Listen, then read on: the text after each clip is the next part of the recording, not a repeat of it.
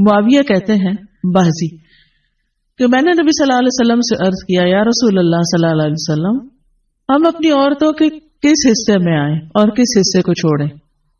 یعنی شوہر بیوی کے تعلق کی بات ہو رہی. یہ بھی ایک بہت آج کے دور کا ہر دور کا مسئلہ ہے لیکن آج کے دور میں اور بھی گمبھیر ہوتا چلا جا رہا ہے بہت سی چیزوں سے ایکسپوز ہونے کی وجہ سے. تو کیا جائز حد ہے اور کیا نہیں ہے؟ فزیکل ریلیشن شپ کے لیے کس حصے کو استعمال کیا جا سکتا ہے کس کو نہیں، یہ سوال. تو اس پر آپ صلی اللہ علیہ وسلم نے فرمایا تمہاری بیوی تمہارا کھیت ہے، تم اپنے کھیت میں جہاں سے چاہو آؤ.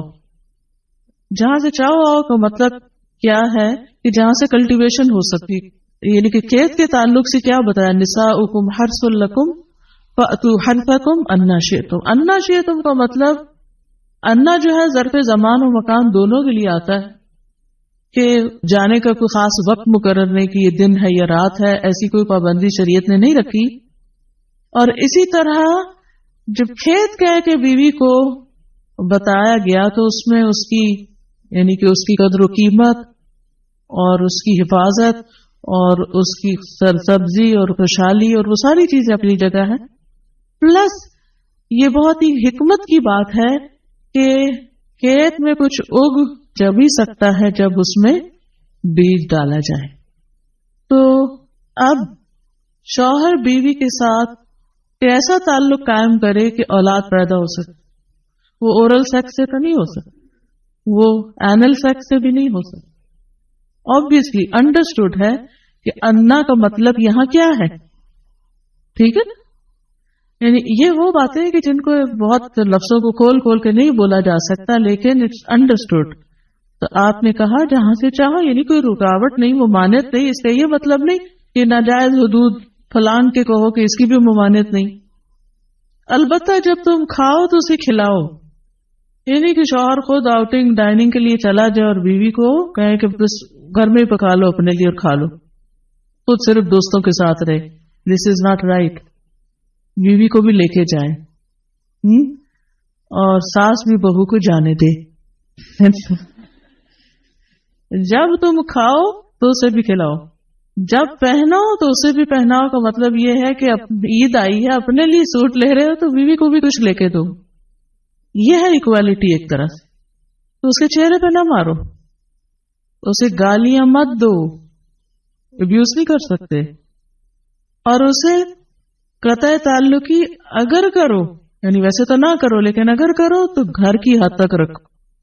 کک آؤٹ نہیں کرو، گھر سے باہر نہیں پھینکو، گھر سے نہیں نکالو. کیونکہ بعض شوہر کہتے ہیں نا فون پہ کہہ دیتے ہیں گھر چلی جاؤ ماں باپ کے، میں تب گھر میں داخل ہوں گا، آؤں گا ہی نہیں. یہ غلط ہے، ایسے نہیں کرنا چاہیے. اور یہ کیسے مناسب، یہ کیسے ہو سکتا ہے کہ تم اس کے ساتھ یہ سلوک کرو جبکہ تم ایک دوسرے کے پاس حلال طریقے سے آتے ہو. یعنی تمہارا ایک جائز تعلق ہے اور پھر تم اس تعلق کو اس طرح خراب کرو. تو بیوی کو مارنے سے متعلق جو قرآن اور حدیث کی روشنی میں جو حکم ہے وہ سامنے. پھر اسی طرح غلام کو مارنے کی ممانعت، نوکر کو، غلام کو، اس کو بھی نہیں مارنا چاہیے. ابو مسعود بدری سے روایت ہے کہ میں اپنے غلام کو کوڑے کے ساتھ مار رہا تھا کہ میں نے اپنے پیچھے سے آواز سنی، اے ابو مسعود جان لو. اور میں غصے کی وجہ سے آواز سمجھ نہ سکا، یعنی ایسے مار رہا تھا کہ مجھے نہیں سمجھ آئے گی کہ اس نے پکارا مجھے.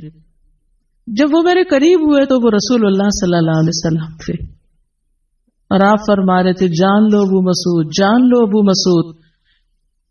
کہتے ہیں میں نے اپنے ہاتھ سے کوڑا پھینک دیا تو آپ نے فرمایا جان لو ابو مسعود، یعنی آپ بار بار فرما رہے تھے اللہ تم پر زیادہ قدرت رکھتا ہے تمہاری اس غلام پر قدرت سے، یعنی جتنا تم اس غلام پہ قدرت رکھتے ہو اللہ اس سے زیادہ تم پہ قدرت رکھتا ہے، یعنی تمہیں مارے گا. کہتے ہیں کہ میں نے عرض کیا اے اللہ کے رسول صلی اللہ علیہ وسلم میں اس کے بعد کبھی غلام کو نہیں ماروں گا. اور بعض روایت میں آتا ہے کہ انہوں نے آزاد کر دیا. ابو عمر زازان سے روایت ہے، کہتے ہیں کہ ہم لوگ ابن عمر کے پاس تھے، انہوں نے اپنے غلام کو بلایا جسے انہوں نے مارا تھا. انہوں نے اس کی پیٹھ کھول کر دیکھی، کہا کیا تمہیں تکلیف ہو رہی ہے؟ اس نے کہا نہیں. اس کے بعد ابن عمر نے غلام کو آزاد کر دیا اور ایک تنکا زمین سے اٹھایا اور کہا کہ مجھے اس کا اتنا بھی اجر نہیں ملے گا جتنا اس تنکے کا وزن ہے. میں نے کہا ابو عبد الرحمن آپ ایسے کیوں کہہ رہے ہیں؟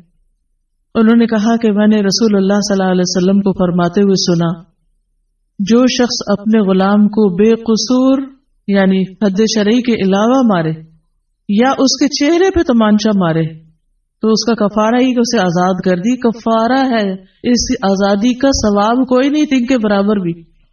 یعنی بعض اوقات تم سمجھتے ہیں بڑی نیکی کی لیکن اس میں تو چھوٹ بھی جائے تو وہ بھی بہت بڑی بات. صحابہ کرام جو تھے وہ خاص طور پر اس سے محتاط رہتے اور غلاموں سے درگزر کرتے تھے. ابو لیلہ کہتے ہیں کہ سلمان رضی اللہ عنہ نکلے، وہ اپنی سواری کو چارہ کھلاتے تھے تو وہ ہودے سے گرتا رہتا. ہودہ کیا کہتے ہیں؟ وہ چیز محمل باسکٹ کہہ لیں جس میں اس کا چارہ رکھ کے دیا جاتا. اس پر انہوں نے اپنے خادم سے کہا اگر مجھے قصاص کا خوف نہ ہوتا تو میں تمہاری پٹائی کرتا کہ تم نے ایسی چیز کیوں جانور کے آگے رکھی. تو مطلب یہ کہ اگر میں تمہیں ماروں گا تو مجھے بھی مار پڑے گی، اس لیے میں تمہیں مار نہیں رہا، ورنہ جو حرکت تم نے کی ہے اس میں تمہیں مار پڑنی چاہیے. نماز پڑھنے والے غلام کو نہ مارنا. ابو امامہ سے روایت ہے کہ رسول اللہ صلی اللہ علیہ وسلم خیبر سے واپس آئے تو آپ کے پاس 2 غلام تھے. حضرت علی رضی اللہ عنہ نے کہا اے اللہ کے رسول صلی اللہ علیہ وسلم ہمیں بھی ایک غلام دے دیں. آپ نے فرمایا جو چاہتے ہو لے لو. انہوں نے کہا آپ میرے لیے پسند کریں. اس سے انداز ہوتا ہے نا کہ ریلیشن شپ داماد اور سسر کا کیسا. آپ صلی اللہ علیہ وسلم نے فرمایا یہ لے لو، اس کو مارنا نہیں، کیونکہ میں نے خیبر سے واپس آتے ہوئے اسے نماز پڑھتے دیکھا ہے اور مجھے نمازیوں کو مارنے سے منع کیا گیا ہے. آپ صلی اللہ علیہ وسلم نے دوسرا غلام ابو ذر کو دے دیا اور اس کے ساتھ خیر و بھلائی اور حسن سلوک کرنے کا حکم دیا.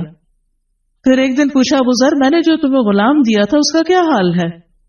انہوں نے کہا آپ نے مجھے اس کے ساتھ خیر و بھلائی کرنے کا حکم دیا تھا تو میں نے اسے آزاد کر دیا. کہ میں وہ خیر و بھلائی کر نہیں سکوں گا تو بہتر ہے کہ میں